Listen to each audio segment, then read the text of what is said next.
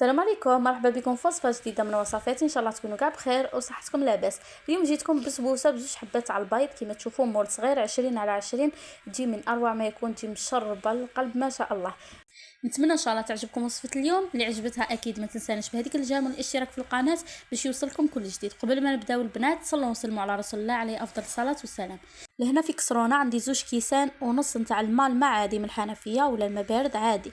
المهم سعه الكاس 220 مليلتر. راح نحط 2 كيسان ونص، يعني الكميه تاع الشربات راح تجينا سوا راح تشرب لكم البسبوسه وتجيكم مشربه مليح.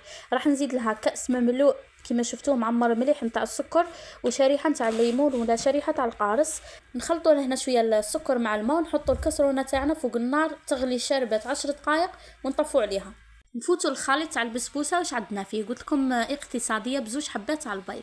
لهنا عندي في اناء نحط 2 حبات على البيض درجه حراره المطبخ. ديروا لهم هذيك الرشه نتاع الملح البنات باش نقلعوا هذيك البنه تاع البيض. وعندي لهنا نص كاس نتاع السكر. شوفوا النص كاس يعني تحت الخط بشويه. سعه الكاس قلتها لكم 220 مليلتر. كاس والد. عندي نص كاس تاع السكر، 2 حبات تاع البيض، رشه نتاع الملح، وعندي لهنا مبشور حبه تاع قارص اللي هي لوزاز تاع السيترون هكا باش نسمو هذيك البسبوسه وتجينا بزاف بنينه بذوق القارص. راح نخلط نفس هذوك البيضات يعني مليح بالفوي حتى لوين تحسوا هذاك السكر تاعكم داب شويه. لهنا يعني نزيدوا المكونات الاخرى. وبعد ما داب لي السكر يعني وخلط المكونات مليح لهنا عندي ملعقه نتاع عصير ليمون اللي راح تنسم لنا هذيك البسبوسه وراح تعطينا تاني خفه في هذه البسبوسه تجي بزاف مليحه وخفيفه. عندي نص كاس نتاع الزيت راح نزيدوه على دفعات ونبقى نخلط في الخليط حتى وين تحسوا يعني الزيت تجانس مع المكونات الاخرى. نبقاو نخلطوا هكا شويه بشويه حتى وين يتجانسوا كامل المكونات. يعني هنا في هذه البسبوسه ما تحتاجوا لا خلاط كهربائي ولا باتر، تخلطوها غير بالفوي هكا وراح تجيكم سهله وخفيفه وبنينه وتوجد في 10 دقائق. في هذه المرحله راح نزيد نص كاس نتاع الحليب اللي يكون دافي. في وقت الشتاء يعني في وقت الصيف تقدروا ديروا الحليب تاعكم بارد. عندي نص كاس تاع سكر، نص كاس تاع زيت، ونص كاس تاع حليب دافي. راح نزيد نخلط هذوك المكونات، يعني غير تحطوا الحليب راح تحسوا هذاك الخليط تاعكم خفاف. وراح نزيد كاس ونص نتاع السميد يكون متوسط، سميد تاع بسبوسه. انا نديرها بالسميد متوسط، كاين اللي يديروها بالسميد رقيق، لكن بالسميد متوسط راح تجيكم بنينه بزاف. لهنا حطيت الكاس الاول راح نزيد 10 غرام تاع خميره الحلوى ولا لاليفير تحطوها هكا وتخلطوا هذاك الكاس الاول. بالنسبه لنص كاس هذاك تاع السميد الثاني يعني درنا كاس ونص المجموع راح نخليه جانبا. نخلط يعني الكاس الاول مع لاليفير حتى وين توزع وتخلط لي مليح. ثم يعني باش نوزع هذيك لاليفير وتتحل مليح في الخليط، يعني يكون هنا في هذه المرحله خفيف.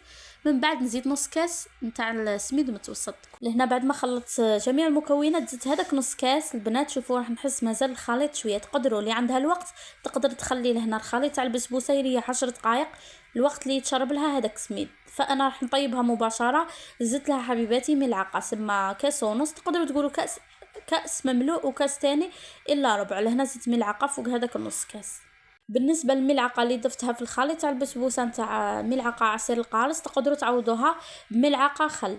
بالنسبه يعني اللي ما عندهمش عصير القارص ولا عصير الليمون تقدروا تعوضوها بملعقه خل. في هذه المرحله شوفوا القوام تاع البسبوسه تاعي راه متقطع. لهنا الخليط تاعي راه جاهز. واش راح ندير؟ راح نجيب المول تاعي ندهنه بكميه تاع الزيت كميه قليله ونرشه بكميه تاع سميد ونحط عليه الخليط تاعي. شوفوا لهنا المول تاعي راه صغير، يعني لا راح ندير فيه بسبوسه يرفد 2 حبات على البيض. لهنا كنت دهنته ورشيته بشويه تاع سميد. نحط الخليط تاعي تاع البسبوسه ونديروها طيب اكيد. انا طيبتها من التحت وزدت لها تحميره من الفوق. بعد ما تطيب غالياتي راح نخرجها ونشربها معكم. ملاحظه فقط، يعني البسبوسه قبل ما طيبوها يعني تكونوا طفيتوا على الشربه تاعكم. فمن الاول يعني طيبوا الكميه تاع الشربات خلوها تبرد باش كي طيب البسبوسه تاعنا مباشره يعني سقوها بهذيك الشربات بارده.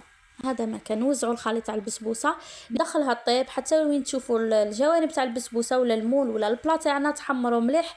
ثم نشعلوا ليها من الفوق تتحمر تدي تحميره لون ذهبي شباب ونخرجوها نشربوها مع بعض. بعد ما طابت لهنا شعلت لها المروحه، طابت لي يعني من التحت ومن الفوق كامل على لون واحد. جبت الشربات هذيك اللي كانت بارده 2 كيسان ونص تاع الشربات راح تجيكم سوا في هذه البسبوسه، يعني تشرب لكم وتجيكم ما شاء الله مشربه مليح. راح نشربها ونخليها شويه تبرد. يعني الوقت اللي تبرد فيه راح ندير لها تزيين بسيط. انا كنت درت لها التزيين تاعها بنواه كوكو ولا جوز الهند، اللي تقدر يعني دير لها لي طرونش تاع القارص من الفوق، ولا اللي تقدر يعني دير لها اي تزيين اخر، يعني الكوكا ولا اي تزيين اخر تقدر. يعني التزيين يبقى دائما مساله ذوق ومساله اختياريه.